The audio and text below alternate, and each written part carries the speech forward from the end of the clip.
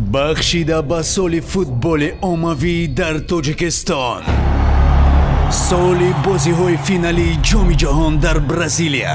Дар фаззои хонадони шумо барномаи гол аз телевизиони Сафина.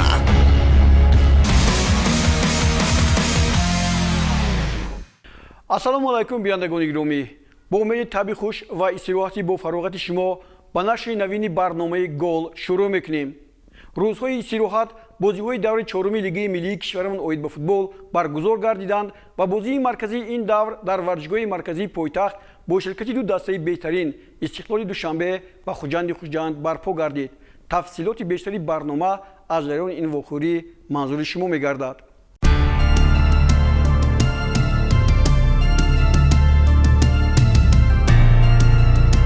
дастаи Истиқлол ва Хуҷанд то ин вохӯрӣ бо ҳам 15 маротиба дар радифи чемпионати мамлакат қувва озмуданд ки дар 10тои он Истиқлол ғолиб омада 3 вохӯриро мусовӣ анҷом додааст ва танҳо дар соли 2009 дар як вохӯрӣ бо натиҷаи 2-1 мағлуб шудааст. имсол бошад дар 3 даври аввали рақобатҳои дигари миллии футбол ин дастаҳо ягон бохт надоштанд ва дар ҳузури беш аз 2000 мухлис вориди майдон шуданд.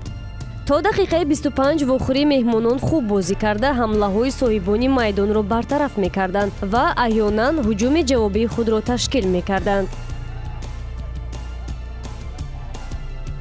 дақиқаи 27 барои меҳмонон ки дуртар аз ҷаримагоҳи дастаашон қоидаҳои бозиро вайрон карданд дандоншикан омад. Фатҳулло Фатҳуллоев бо услуби зебо аз зарбаи ҷаримавӣ ҳисобро боз кард.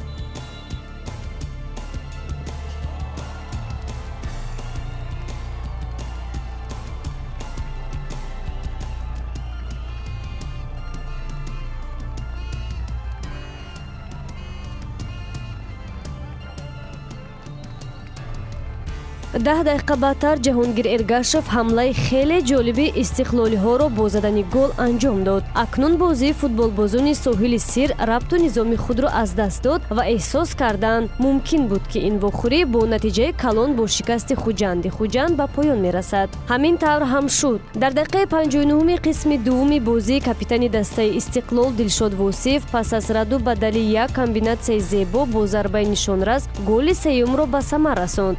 Аҳтам Назаров ки дар қисми дуввум ба майдон омада буд аз Фатҳулло Фатҳуллоев хафо намонда голи зебоиро ки муродифи голи аввал буд аз зарбаи ҷаримавӣ вориди дарвозаи Абдулазиз Маҳкамов кард. ин бозии ниҳоят муҳимро Истиқлол бо пирӯзии назараси 4-0 ба нафъи худ анҷом дод. Аҳтам Назаров арз кард ки ин голи задаашро ба модараш ки дар варзишгоҳ ҳузур дошт бахшидааст. дар нишасти матбуотӣ сармураббиёни дастаҳо ба саволҳои рӯзноманигорон ҷавоб гуфтанд. афсус ки се бозигари асосие ки бояд имрӯз бозӣ мекардам, агар вай мешуд мумкин бозӣ дигар хел мешуд.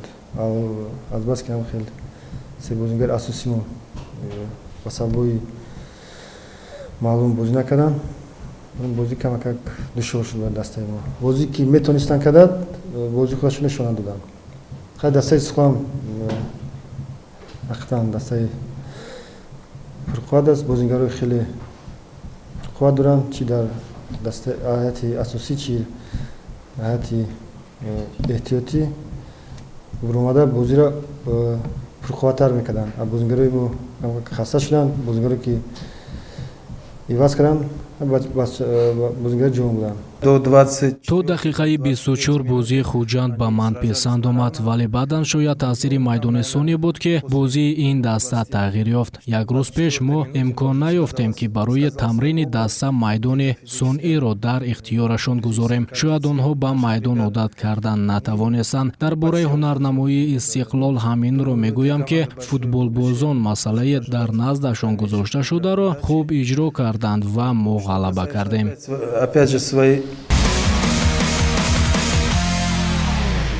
дар ин давр бозии аз ҳама сергол дар варзишгоҳи металлурги шаҳри Тухсунзода ба қайд гирифта шуд.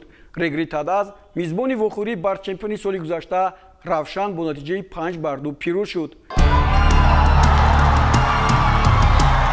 мухлисон дар ин бозӣ шоҳиди 7 гол шуданд. аҷиб он буд ки дар ин вохӯрӣ 3 автогол ба қайд гирифта шуд. 2 маротиба Зарифҷон Рустамов дар дақиқаи 2 ва 56 ва 1 маротиба Алишер Шарипов дар дақиқаи 50 голро ба дарвозаи худ заданд. Фирӯз Раҳматов аз дастаи Регар дар ин бозӣ муаллифи 2 гол шуд. Наврӯз Рустамов ва Абдурасул Раҳмонов 1 голиро ба самар расониданд. баъди ин ғалаба Регар Тадаз мавқеашро дар ҷадвали мусобиқа беҳтар кард. равшан бошад баъди аз даст рафтани гурӯҳи зиёди футболбозонаш роҳи беҳ кардани бозии дастаро меҷӯяд. дар варзишгоҳи эҳтиётии марказии пӯйтахт ки энергетик бозиҳои хонагии худро мегузаронад дар ин давр хайрро ба ҳузур пазируфт. тафсилоти ин бозӣ дар гузориши ҳамкоронамон. энергетик яке аз дастаҳои ҳисоб мешавад ки бо ҳайати имрӯзаи худ метавонад барои медалҳою мусобиқа талош кунад. инро раҳбарияти даста хуб эҳсос мекунанд, вале бозии футбол ки дар худ бурду боғ ва мусовирро ихтисос додааст намегузорад ки ҳамеша ғолибият насибаш бошад. дар вохӯрии энергетик бо дастаи хайр 2 мураббӣ ба ҳам дӯсту қарин Алишер Тухтаев ва Рустам Хоҷаев ки солҳои зиёд дар ҳайати як даста бо номи Ситора ҳунарнамоӣ карда чемпиони Тоҷикистон шуданд, дар майдони набарди дастаҳо ба ҳам рӯбарӯ шуданд. яке меҳмону дигари мизбон. Хайр дар ин вохӯрӣ чобукона ва бо суръати тез бозӣ мекард ва дар дақиқаи 6 аз зарбаи ҷаримавии Баҳодур Шарипов бо зарбаи сахт ҳисобро кушода меҳмонро ба сафи пеш баровард. барои мусовӣ кардани бозии футболбозони энергетик имконият доштанд, вале саросима мешуданд ва зарбаашон ба ҳадаф намерасид. қисми аввал бо натиҷаи 1-0 ба анҷом расид. дар қисми дуюм дар дақиқаи 51 Муҳсин Парпиев бо самар истифода карда ҳисоби бозиро афзун кард. 2-0 Хайр бартарияташро бештар кард. дар ин вохӯрӣ шумораи зиёди кортҳои зард ба бозингарони ҳарду даста нишон дода шуд. ба кӯшишу ғайрати бозингарон нигоҳ накарда бозӣ бо натиҷаи 0-2 бо ғалабаи дастаи Хайр ба анҷом расид. бозингарои мо бозӣ хуб нишон додан ва ҳисоби бозиам моро хурсанд кард ва албатта мо дар аввали бози чемпионат мумкин камтар бозимона гум карда будем ва албатта мо медонистем ки ин бозингароне ки дар мо ҳастанд метавонанд бозӣ кардан ва албатта мо нишон додем ки мо метавонем бозӣ кардан. албатта хурсандем. мақсади камон дастаи шумо ин сол чи аст? дастаи мо боз хубтар баромад кардан аз соли пештара. мо ба бозӣ нигоҳ кунем, ҳамаи тамоми бозингарон имрӯз ҳамаи хатти дастаҳо имрӯз дастамон суст баромад кард. барои чӣ қадар корти зард бисёр ба бозингарон дода мешавад? магар аз гӯем бозӣ аз қоидаҳои бозӣ бархурдор нестанд?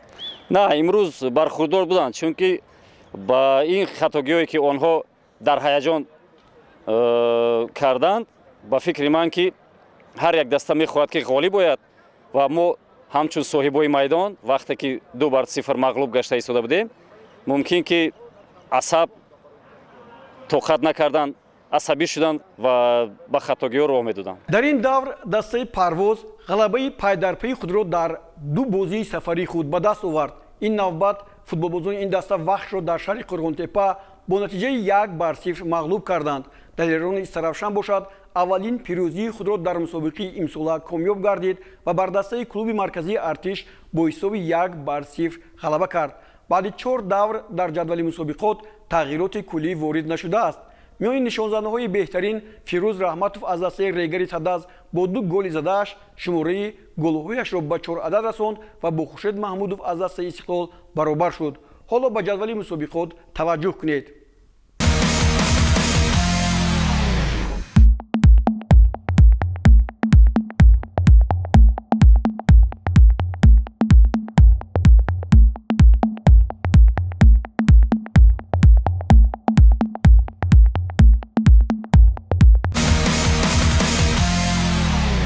дар ҳайати дастаҳои Тоҷикистон бозӣ кардани футболбозони хориҷӣ аниқтараш легионерҳо ба ҳукми анъана даромадааст.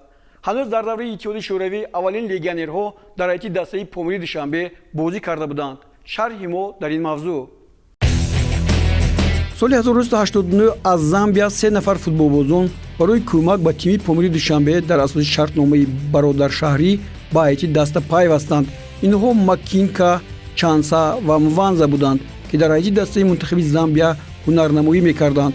Аз он солҳо муддати мадиде паси сар шуд ва ҳоло дар ҳайти дастаҳои Тоҷикистон шумораи легионерҳо ба маврид зиёд шудааст ва ҳамасола меафзояд. Дар ҳайти ҳар даста на камтар аз 3 нафар чунин бозигаронро вохӯрда мумкин аст. Мо бо Чаус Макути аз кишвари Гана, ки ба ҳайси намояндаи расмии футболбозони ин давлат дар Тоҷикистон фаъолият дорад, вохӯрдем. Ӯ мегӯяд: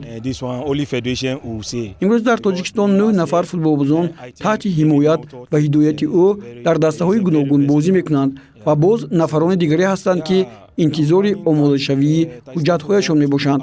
Тоҷикистон кишвари меҳмоннавоз аст, мегӯяд ӯ. Аз ин хотир ба мо писанд омад ва ман аллакай 8 сол боз дар кишвари шумо кор ва зиндагӣ мекунам. Ғайр аз ман, дигарон низ чанд бозингарро аз кишварҳои гуногун ба Тоҷикистон овардаанд. Ман танҳо бо футболбозони Гана кор мекунам ва бо Федератсияи футболи Тоҷикистон шартнома дорам. Футболбозоне, ки Чаус Макути ба Тоҷикистон овардааст, дар ҳайти асосии дастаҳо мавқеи худро пайдо карданд. Айдуҳ Наполеон, Мансаҳ Данил, Абан, Мусо Содиқ, Феликс Бафос, Вилер Соуза ва Девид Мауто аз он қабиланд. мақсади асосӣ ба Тоҷикистон омадани футболбозони Гана пеш аз ҳама ҳунари хуб нишон дода ба дастаҳои Аврупо тавассути футболи Тоҷикистон роҳ ёфтан мебошад. қисме аз бозингарон аллакай ба забони тоҷикӣ ҳарф мезананд. ҳаминро бояд тазаккур дод, ки футболбозони хориҷӣ на танҳо аз Гана, балки аз Бразилия, Нигерия, Россия, Украина ва дигар кишварҳо дар ҳайти клубҳои футболи Тоҷикистон ҳунарнамоӣ мекунанд. омадани футболбозони аҷнабӣ ба рангин шудани бозиҳо таъсир расонидааст ва мухлисон ҳам бо меҳр ва ҳунарнамоии онҳо аҳсан мехоҳанд. то кадом андоза ҳунарнамоии футболбозон легионерҳо ба пешравии футбол кӯмак мерасонад ва ё баръакс вақт нишон хоҳад дод. легионерро чиз гуфта метавонем, аз он бозингарое ки мо дорем беҳтаринош дар майдонанд ва ҳаракат кардистанд, бозии худро нишон метиҳанд ва албатта бозӣ нишон медиста ки ҳаракати хуб доранд. аз сабабе ки мо футболбозони тоҷик кам дорем ва ҷавонон ҳоле мумкин тайёр нестанд барои ин хеле бозиҳо. аз ҳамин сабаб мо бе легионерро дастаро надидистем.